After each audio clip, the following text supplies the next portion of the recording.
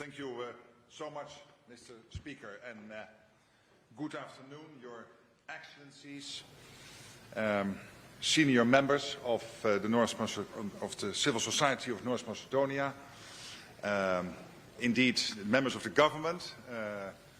Good to see the Defense Minister and other members of the government sitting here. It's very special for me to be here, and thank you for that introduction, and also thank you all for your very warm welcome. I just continue. It is an honor for me to address the Assembly of the Republic of North Macedonia, the Sobranië. I first visited Skopje when I was Prime Minister of the Netherlands. That was back in 2021. And it feels like home, including a lively democracy. It's great that you have that. It shows that the democracy is really functioning here. And indeed, people like you are part of that. It's great that you make your views known. And then and now, I felt the optimism and I felt the hope as North Macedonia, as a new NATO member, was building a better future. And I can see firsthand now the great contributions that North Macedonia is making to our shared security. Your troops serve in NATO's forward land forces in Bulgaria and Latvia, helping to deter aggression and defend allied territory. And in neighboring Kosovo, your forces are part of the NATO-led peacekeeping mission KFOR. You have become an exporter of security. KFOR is important for all of us. It has contributed significantly to regional security and long-term stability in the Western Balkans. NATO's commitment to KFOR remains firm. From the 1990s to this day, the alliance supports peace and stability right across the region. And that commitment will continue. The challenge for all of us who care deeply about the Western Balkans is to ensure that peace prospers. Because we know there are those in the region and beyond who want to turn back the clock and pick apart the progress that has been made. We must keep the troubles of the past firmly in the past. Divisive rhetoric is reckless and dangerous. It is the enemy of progress. We can never allow peace to be jeopardized. Despite the range of security challenges we face, the security of the Western Balkans remains a priority for NATO. We will continue to work together as allies, and here I particularly value the perspective that you and other allies in the region provide, as well as with our international partners like the European Union. Because in the end, we all share an unwavering commitment to this region. I want to express special thanks to the NATO Deputy Secretary General, Radmila Sekerinska, for her insights and experience. They are invaluable to me and to the Alliance as we address the security challenges in this region and well beyond. As you all know, Radmila was a member of this Assembly and served North Macedonia in government. She was an excellent choice to join NATO's leadership team. And I can say that with confidence because it was my decision to hire her. And I'm very proud of that. So you know at least that I'm well prepared in coming here today. But I can also say that wherever you are from in this great transatlantic alliance, we all stand together. And together, we continue to safeguard the peace and security of our nations. North Macedonia benefits from this every day. For example, jets from Greece and Italy patrol your skies to keep you safe. This sends a clear signal. No one stands alone in NATO.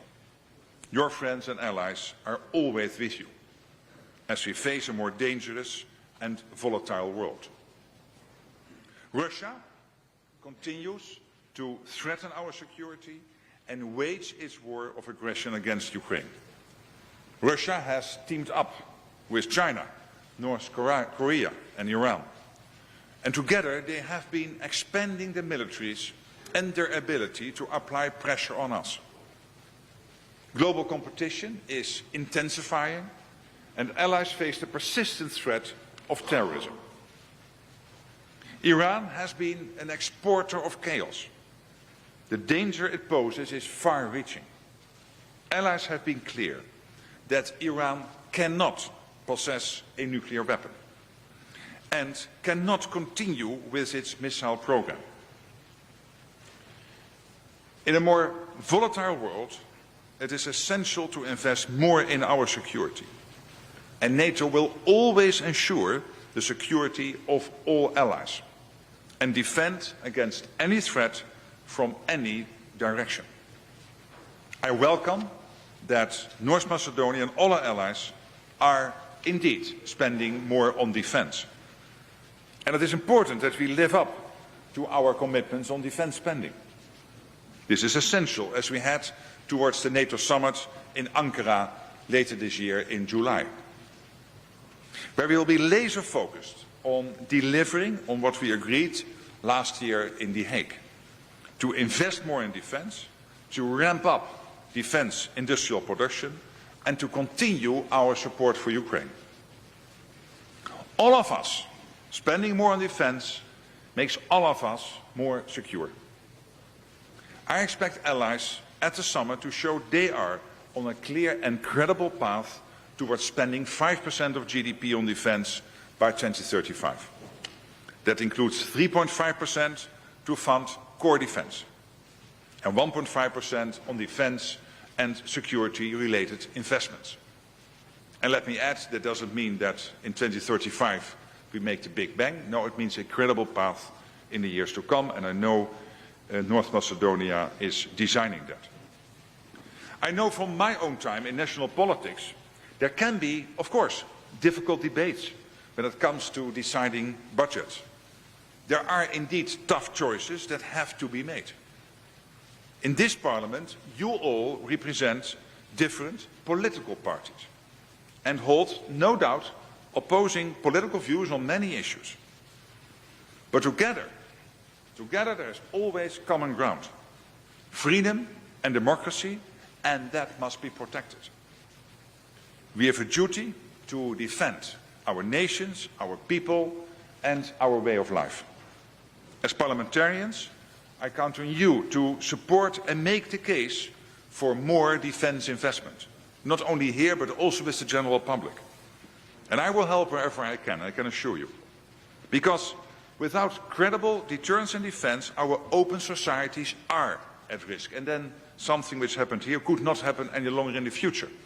And that will be a shame. It is important that people can demonstrate that we have free press, that we have free elections, like we have in NATO. But we know how to mitigate it. And that's what NATO is working to do every day. As allies invest more, we also need to increase defence production, so that the capabilities we need are available when we need them. And that is why we are working to rapidly expand production and to increase transatlantic defence cooperation and innovation. We can do this best, again, when we work together. From basic ammunition to complex weapon systems, so that our armed forces have what they need to keep us safe and so that we can continue to support Ukraine. Ukraine must get all the help it needs to hold the front line and defend against Russian strikes against cities and civilians. NATO allies have provided unprecedented support to Ukraine. Our command in Germany and SETU is working around the clock to deliver support and training.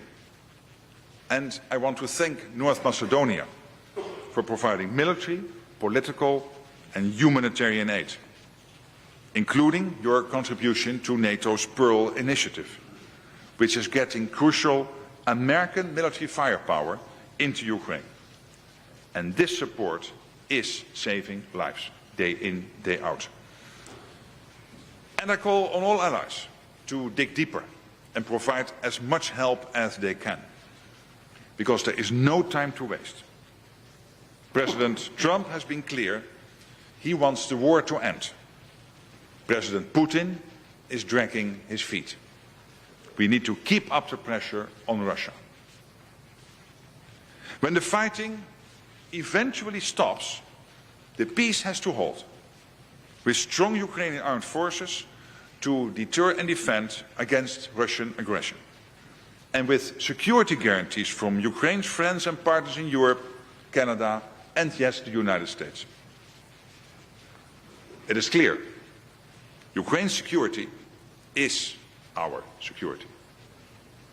And let us not forget that stability and success in this part of Europe, the Western Balkans, is essential for NATO.